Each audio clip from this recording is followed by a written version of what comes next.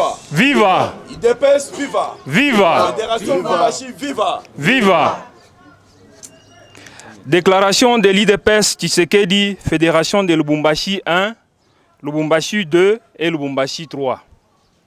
Nous, cadres et membres de l'IDPS Tshisekedi, Lubumbashi, toutes les fédérations réunies en urgence ce vendredi 7 juillet 2023 pour statuer sur les événements malheureux survenus le mercredi 5 juillet 2023 et jeudi 6 juillet 2023, notamment dans les quartiers Kilobé-Lobé et Bongonga, situés respectivement dans les communes annexes et Kampemba dans la ville de Lubumbashi.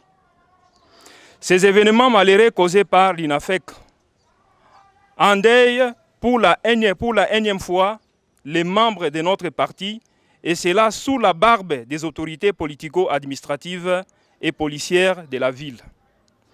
En effet, les membres du dit parti ont, avec les armes blanches, machettes et couteaux, attaqué les membres de l'IDPS qui étaient sur les lieux des réunions, obligeant ces dernières à faire descendre leurs drapeaux.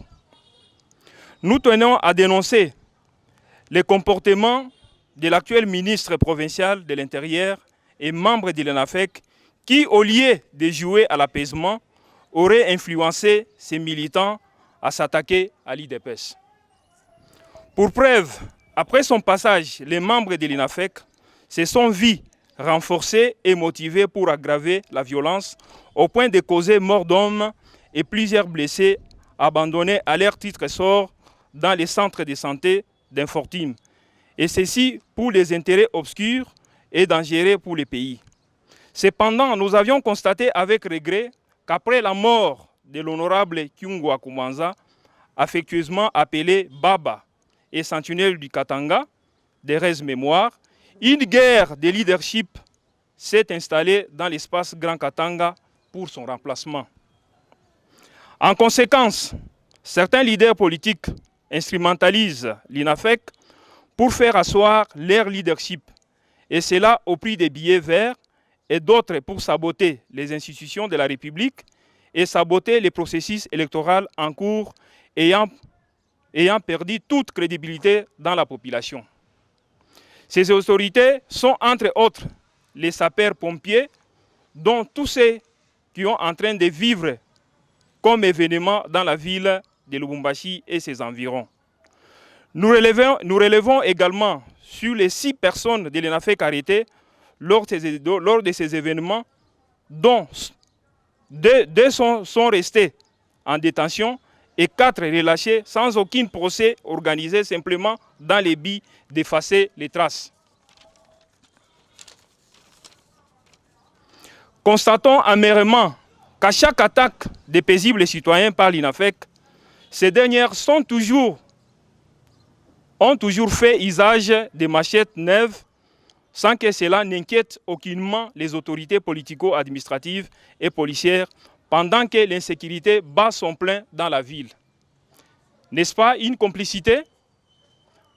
Au vu de ce qui précède, nous, cadres de l'IDPS Tshisekedi, toutes les fédérations réunies, condamnons 1. L'inaction des autorités politico-administratives et policières face à des barbaries posées par les membres de l'INAFEC. 2. L'instrumentalisation de la jeunesse de l'INAFEC par les leaders politiques en mal de positionnement pour leurs intérêts personnels et égoïstes. 3. Le silence coupable de l'Assemblée provinciale du Haut-Katanga qui frise la complicité et la politique de 2 poids, 2 mesures. Face à ces situations sombres, nous recommandons 1. Un procès public en flagrance contre les coupables et leurs complices. 2. La réparation des dommages causés aux victimes. 3. Au chef de l'État d'ouvrir l'œil et les bons états d'ouvrir l'œil, les bons étant donné que certains des tireurs de ficelles seraient dans son entourage. Au vice-premier ministre et ministre de l'Intérieur national d'instruire les gouverneurs du Haut-Katanga de nommer un ministre de l'Intérieur neutre en province. Enfin, nous mettons en garde tous les tireurs de ficelles et ces maires de troubles que s'ils continuent, nous mettrons leur nom sur la place publique et nous réservons les droits de les traduire en justice. Aux combattants de l'IDPS, nous demandons de ne plus céder aux provocations et de rester calmes. Que vive la République démocratique du Congo, que vive l'IDPS Tshisekedi. Pour les comités fédéraux, Lubumbashi 1, premier vice-président fédéral, Jean-Marie Chilumbo. Lubumbashi 2, premier vice-président fédéral, Adalbert Loulou. Lubumbashi 3, le vice-président